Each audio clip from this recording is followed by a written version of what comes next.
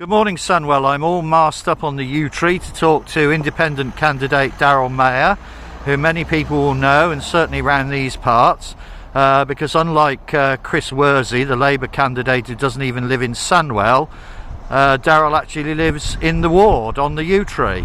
Morning, Darryl. Morning, Julian. Now, it's well known that you and I don't agree politically, but we've worked together for several years now on anti-corruption in Sandwell. Well, that's correct. And you say that we don't always agree politically. There are some things we do. We just ignore the rest of it. But we have worked on quite a lot of issues, and we have got the same liking or the same want is to change things for the better for everybody in Sandwell. Exactly. And we go right back to the Cooper days, in fact. I just about remember him and his many trolls and all the issues that were surrounding Mr. Cooper, and all the lies that emanated from that individual and his various friends. Well, I think it's fair to say that once Cooper's lips were moving, he was lying. But that's fair to say. And of course, it's been a Labour dictatorship in this borough and covering this ward ever since those. Well, from before those times, but ever since. It has been. I mean, we did have a very good community-minded councillor in Sadie Smith. She's very much of the old school, but unfortunately she got hounded out and Labour took over. And to be perfectly honest, I don't see anything that's better on the estate since we've had Labour. I mean, we've got Chris Worsley that apparently is a community wealth builder. I see no increase in community wealth around here. I've seen nothing of the man. Have you ever seen him here?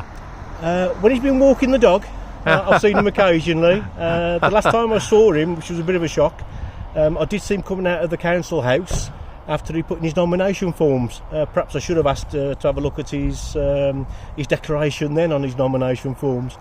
But no, I very rarely see him, and I doubt if anybody that sort of comes to these shops up here know who he is. But it's absolutely essential that there's an opposition to the Labour dictatorship.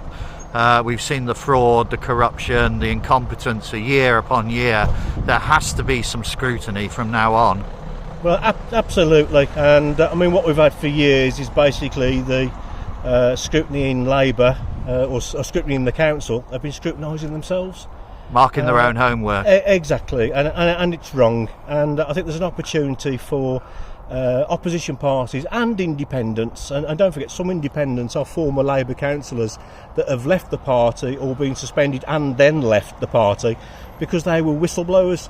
And you just have a look at some of these people, and they got the right intentions, but because they wanted to expose some of the corruption and also release some of the reports and get some of these investigations completed, they were basically suspended and got rid of, so they couldn't release them. And I'm worried that if we keep voting Labour into the council, that what we're going to see is suppression of some of these reports, and we're going to have the same old again, and no improvement in communities. Well, it's actually already happening, but there we are.